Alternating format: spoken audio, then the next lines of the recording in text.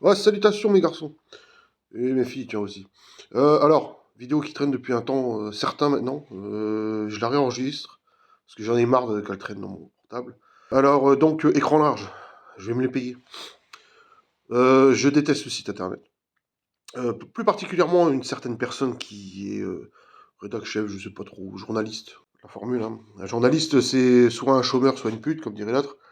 Euh, je vais l'appeler Simon. Simon, parce que j'ai découvert, en fait, j'allais faire le tarif habituel. Ouais, bande de tarlouse, nanani, nanana, insulté, etc., etc. Sauf que, quand j'ai fait mes recherches sur ce Simon, il s'est trouvé qu'en fait, bah, il aimait bien jouer le rôle de la marionnette du ventriloque. Voilà, bah, je vais rester un petit peu calme et puis je vais éviter les insultes habituelles. Écran large. Écran large. Site internet très agaçant. Ce que je reproche à ce site, c'est cette espèce d'information fast-food. C'est-à-dire qu'on se base sur des rumeurs qu'on a pris d'un réalisateur qui aurait dit, et on relaie tout ça pour faire du buzz, de la hype. Aucun intérêt. C'est rarement sourcé.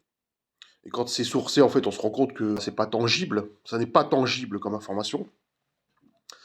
Ensuite, l'espèce d'arrogance qui anime tous ces gens.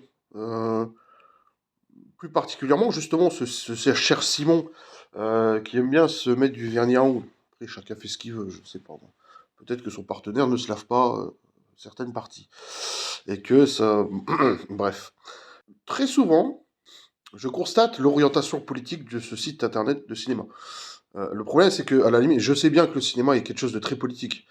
Le problème, c'est que il faut d'abord juger l'œuvre avant de prendre parti politiquement. Et j'ai constaté, il y a pas longtemps, là, c'était très flagrant ces derniers temps, mais là, avec Simon, on était habitués, on était abonnés, hein, parce que dès qu'il y avait des polémiques sur, je crois que c'était le Seigneur des Anneaux, là, c'est ce truc que j'ai pas envie de voir.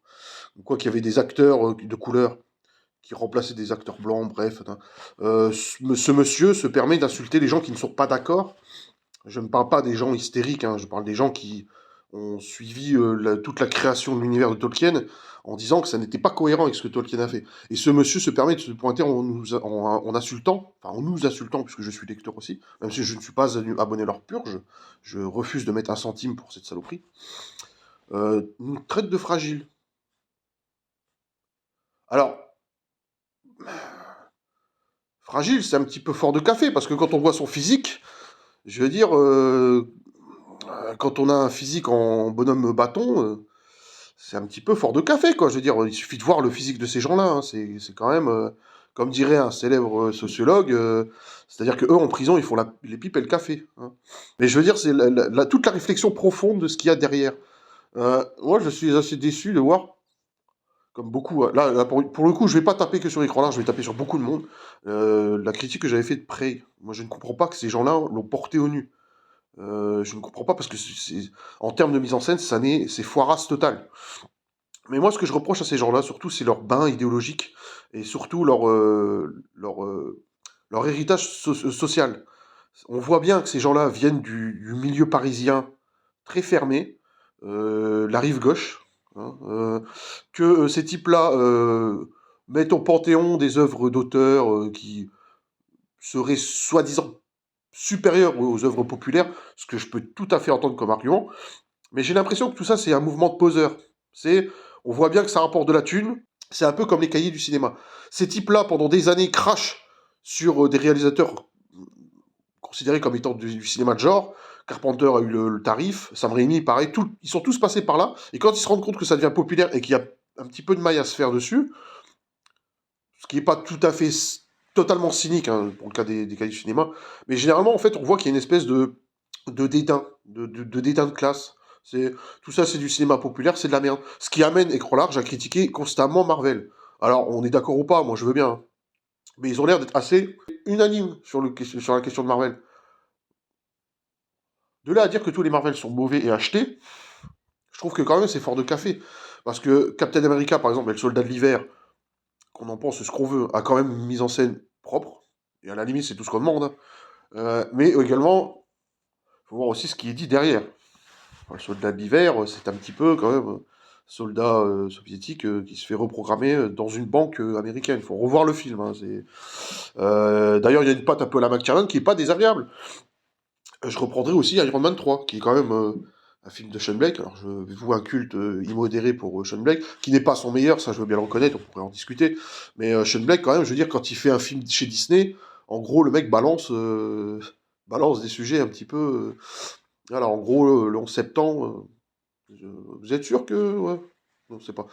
Et il fait ça chez un Disney, quand même. Je veux dire, faut souligner quand même l'envergure des couilles du gars. Hein, ce que vous, visiblement, vous pouvez pas faire, puisque de toute façon, vous passez vos temps à venir bouffer, donc il reste plus rien de, de Tarlou. Non, on a pas de, non, j'ai dit pas de. Donc voilà. Et ça, c'est vérifié. Dernièrement, la bêtise crasse de votre site internet sur la critique du film Vaincre ou mourir. Le truc d'extrême droite qui retrace le massacre des Vendéens qui a existé. Et pour le coup, dans la critique, j'ai vu, alors c'était que de la démago. Il n'y avait quasiment très peu d'articles basés sur la mise en scène, le scénario, etc., etc. C'était que de l'engagement politique à 150%, écrit par un mec d'ailleurs qui, dans ses références, se trouve Grey's Anatomy. Bon, Grey's Anatomy, soit on est une meuf, soit on porte des boucles d'oreilles. Bon, admettons, peut-être que ça bouche un petit peu sa vision, peut-être que le gars n'est pas là pour analyser des films, hein.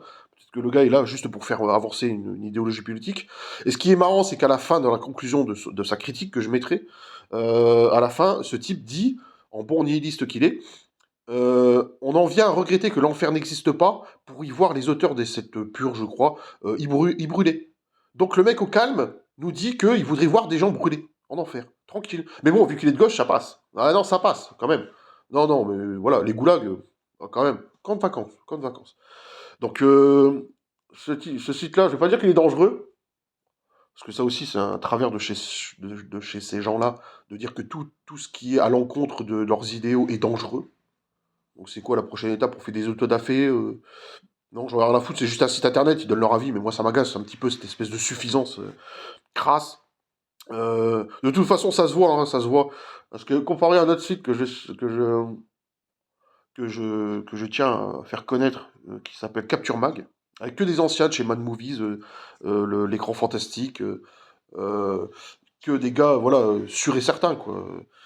Capture Mag fait un meilleur travail. Stéphane Moïsakis aussi, et Yannick Dahan, qui a fait un film que je conseille vivement, c'est La Horde.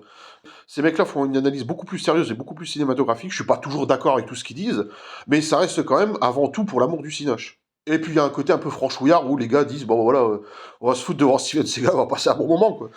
Il y a un peu ce côté-là quoi. Chez Capture Max, ça n'est que de la pose, ça n'est que de la prétention, ça n'est que genre on sait mieux que tout le monde, on est des cinéphiles. D'ailleurs ça s'est vu parce que quand Capture Mag fait un enregistrement de vidéo avec un public, c'est blindé.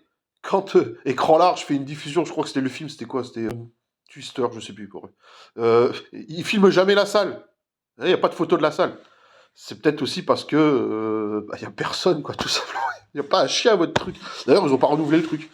Ouais, c'est un aveu de. Enfin, on n'a pas besoin de voir les photos pour voir qu'il n'y a personne qui est venu à votre truc. Il y avait 3 commentaires en dessous de la page. 2 gars qui disaient ouais, je regrette de ne pas avoir été là. Et un gars qui dit ouais, bah la prochaine fois je viendrai, mais là, cette fois-ci, c'était mort.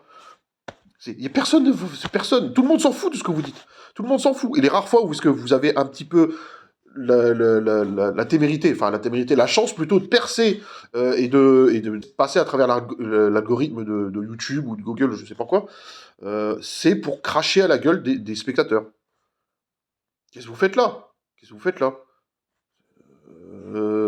Si vous détestez les gens qui vous lisent, bah, arrêtez votre truc. Retournez sur les studios de Canal+. Faites comme Simon, par exemple. Allez à la gamelle. Simon, qui, voilà, est un homme de gauche, a travaillé chez Ring. Alors Ring, c'est un petit peu l'éditeur de Papacito, d'Éric Zemmour. Bah alors, qu'est-ce qui se passe, Simon hein? On aime bien se faire enfiler par l'extrême droite, hein,